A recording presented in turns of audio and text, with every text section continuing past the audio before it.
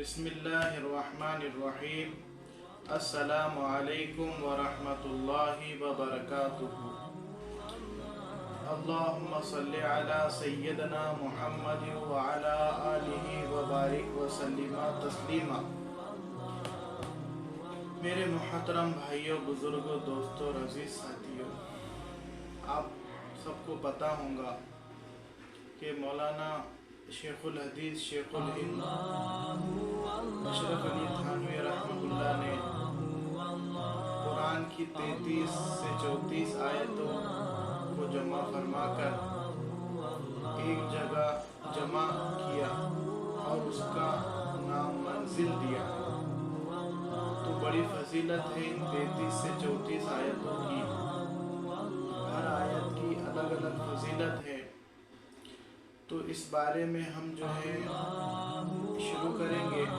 सबसे पहले सूरह फातिहा की 7 आयतें रोज़ाना एक मरतबा अगर कोई पढ़ ले शाम में और सुबह में तो उसकी हिफाजत होगी।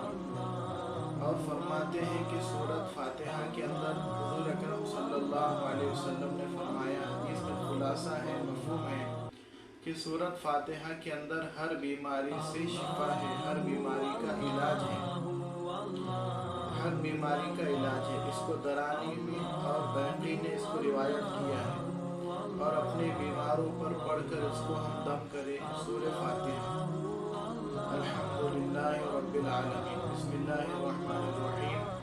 अल्हम्दुलिल्लाहि रब्बिल आलमीन अर्रहमानिर्रहीम मालिकि यौमिद्दीन इय्याका नअबुदु व इय्याका नस्तईन इहदिनस सिरातल मुस्तकीम सिरातल लज़ीना अनअमता अलैहिम गैरिल मग़दूबि अलैहिम वलद्दाल्लीन।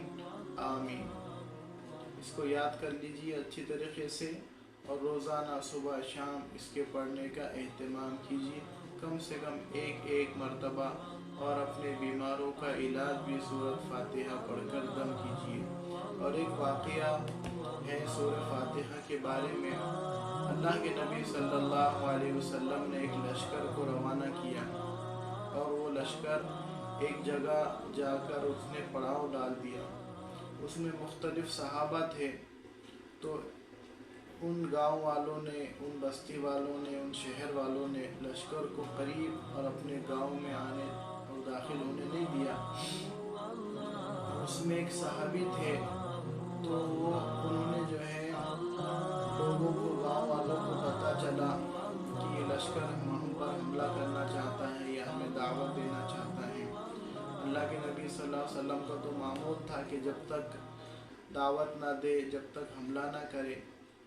और जो है उसका जो सरदार था, गांव का जो सरदार था, तो उसको सांप ने डस लिया, सांप ने उसको काट लिया। अब जो है कैसे इलाज किए कि सांप का काटा हुआ तो मौत के सिवा कोई उसका चारेकार ही नहीं। लेकिन कुछ लोगों ने कहा कि गांव के बाहर, शहर के बाहर सफ़ेद पोश आए हुए हैं। सफ़ेद पोश यानी सहाबा थे।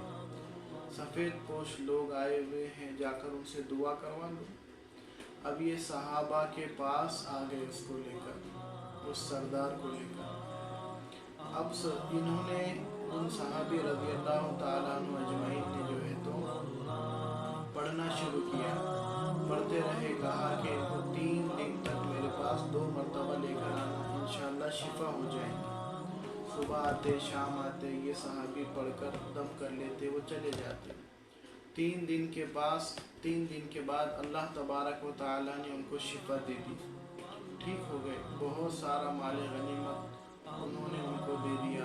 हदीस में आता है कि एक हदीस में है 90 या और एक हदीस में है 120 जो है तो भेड़ उसने हदिये में दिए।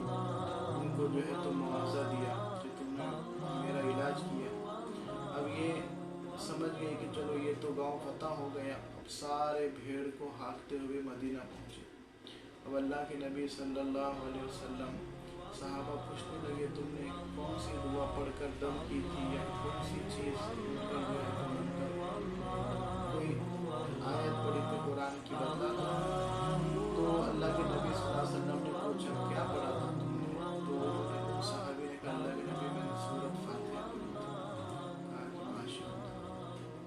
इसमें से मेरा हिस्सा भी लगा लो, यानी कि जो माल गनीमत आया था भेड़ों का रेवड़, तो उसमें मेरा भी हिस्सा लगा लो।